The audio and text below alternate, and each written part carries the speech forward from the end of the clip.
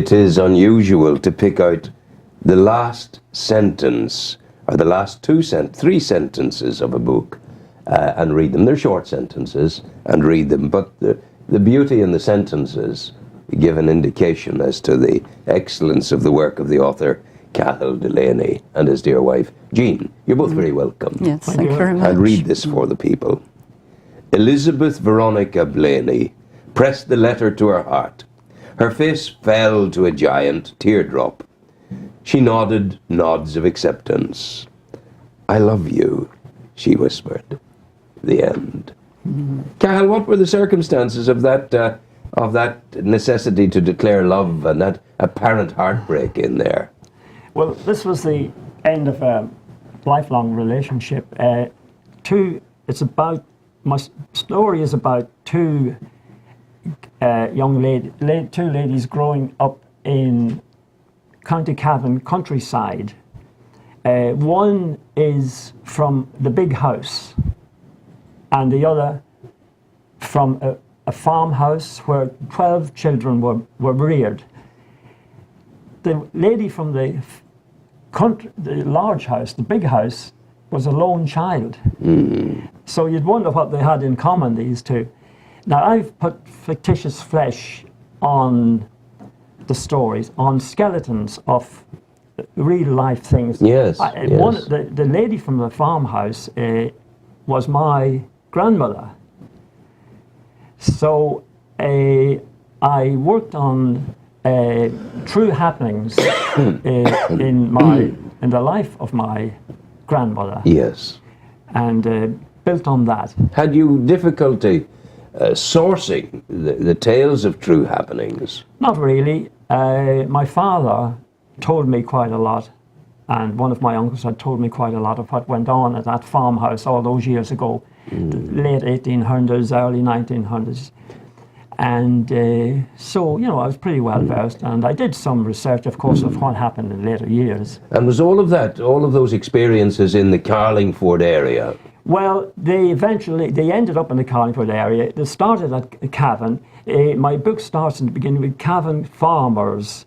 You may know that years ago they had a big day at Blackrock in County Louth.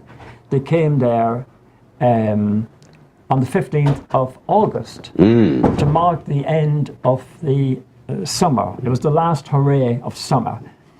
And my grandfather, he was a policeman in that area, and she, the farmer with the farming families, was coming down pretty regularly to Blackrock, and that's how they met. And so, you know, I developed my story from there. It's a love story there, yes, in the middle of it all. Yes. What about your own love story? You went to England. How long ago now? 1958. And how long were you in England before your eyes fell upon the beauteous Jean, who sits beside you now? Quite a long while. In the 70s. We met on a cruise. In fact, we met on two cruises, one in 1972, and then later we met on another cruise. So we were thrown together. Was it love at first sight, Jean? I don't know, it took a little while, probably, yeah, but we corresponded, didn't we? We corresponded over the years then, and Jean lived in Lincolnshire and I in London at the time. Yeah. And you, Jean, you were a banker in your career, and you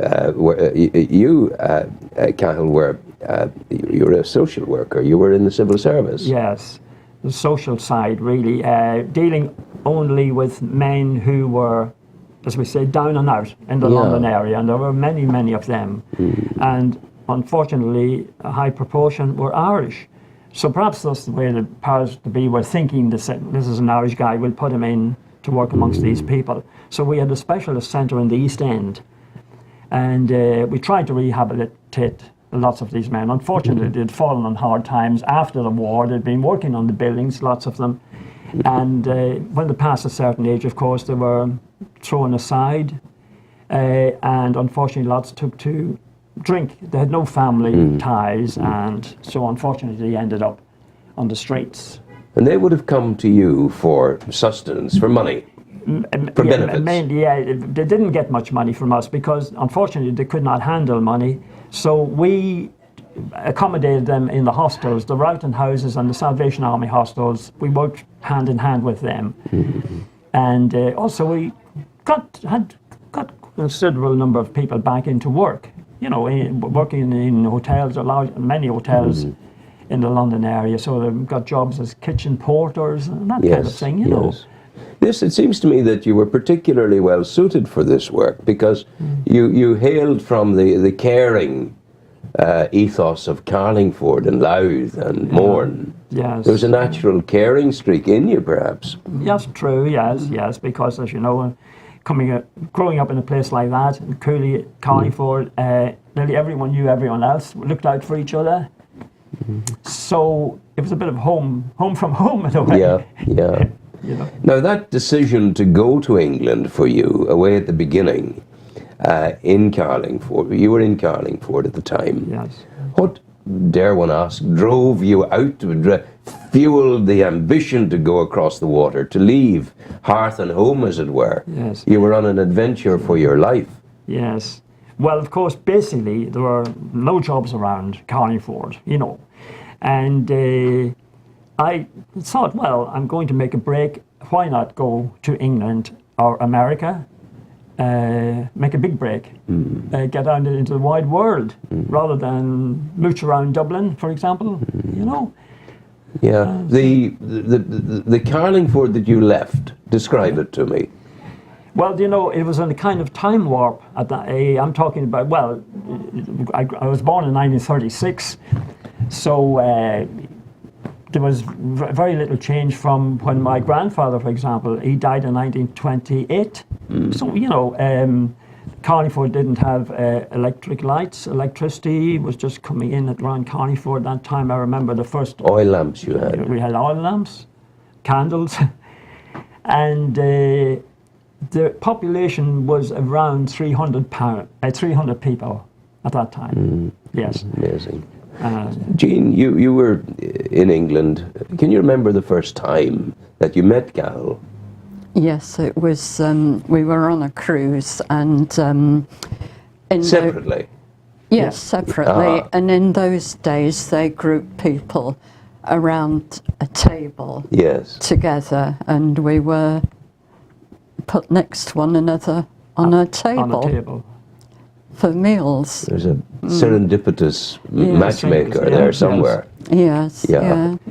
I don't know the name of those, what do you call it? Garlands. Garlands. You know, we had a tropical night at sea. Yes. And so we each had a garland.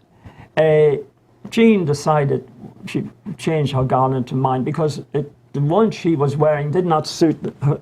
I had a red dress on, So I took her garland and gave her mine.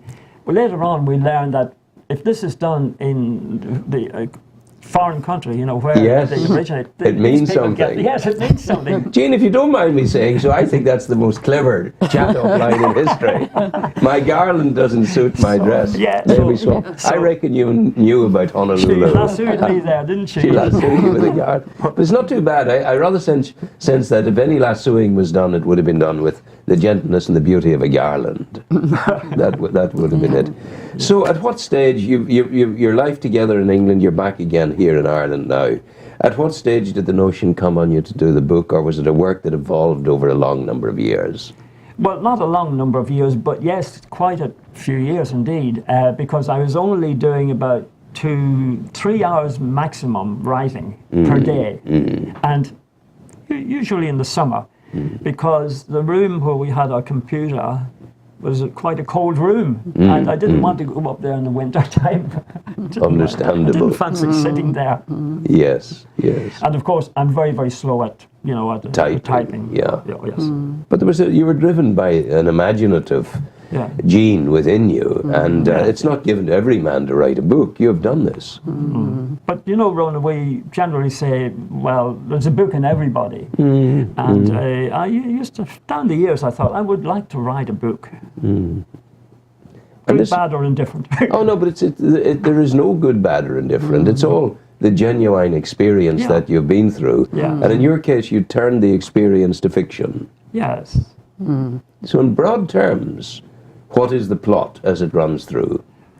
Well, as I said about these two girls growing up, became firm friends, and then the meet up at the Cavan Farmers function on the 15th of August each year.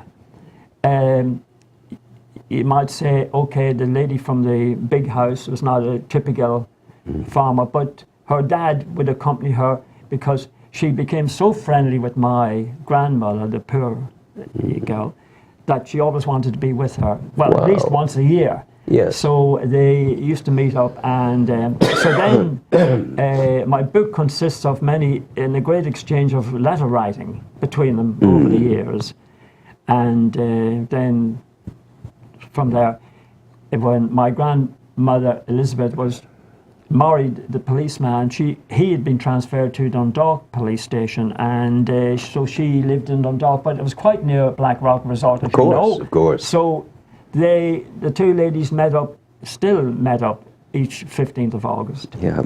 She travelled the Cavan Farmers travelled on a train known as the Angelus train. The Angelus? The Angelus train, because it arrived into Black Rock just as the Angelus bells were ringing. And when these people stormed out from the train, they would suddenly stop because the Angelus bells would be ringing, Angelus. And they'd stand there like a tableau. That's beautiful. So that's why the echo of the Angelus is brought right through the book. It's in the title, Swing the Bells of Joy. Absolutely. Absolutely. Swing the Bells of Joy. That is it. So the writing of the book, was it an arduous experience, or did it flow easily for you? No, it was arduous. Really? Yes. Yeah. You mentioned your grandmother. You knew her? No, you didn't. Unfortunately, no. Yeah. Isn't it interesting the way times change? Because I barely knew my grandmother and my grandfather. Yes. But now my great-grandchildren know me. Yeah, it's wonderful. How life has changed. Very much. 50 years ago we lost our grandparents at a young age. And now, 50 years later, I've got my 16 great-grandchildren, my 3 great-grandchildren, and that's going to go on, and it's just the way life changes. Yes. We used to go to Black Rock as well, We went to, we stayed with people in Sandy's Lane. Have you heard of Sandy's Lane in Black Rock? No. Well, that was the lane that went up from the pavilion up the hill. And people would come down to the shore of the evening and sit to see the crack. Yes. Everybody coming and going. And then post-war, there was a thing they had called a duck. It was a kind of an amphibious boat. It went out over the sands and floated and all the rest of it. But there are good memories of Black Rock, you know. Yes. Do you miss England now at all, either of you?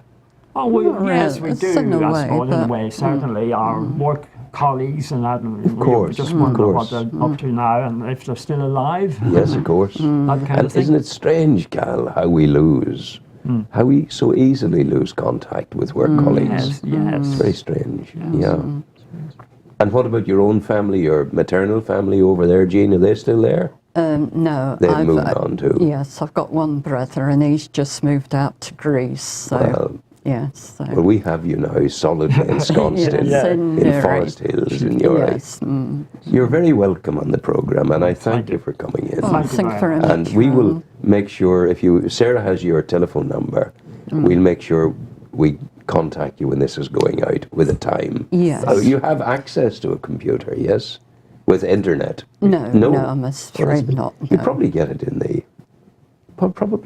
the library or something like that. Yes. But if there's no other way, then on a propitious day, you will come into us here, have a cup of tea, and we'll play it for you. That would be very nice. Thank you very much. Go well, and God bless you, and thank you for coming in. Thank you very much. All the best to you. Yes. Bye-bye. Thank you.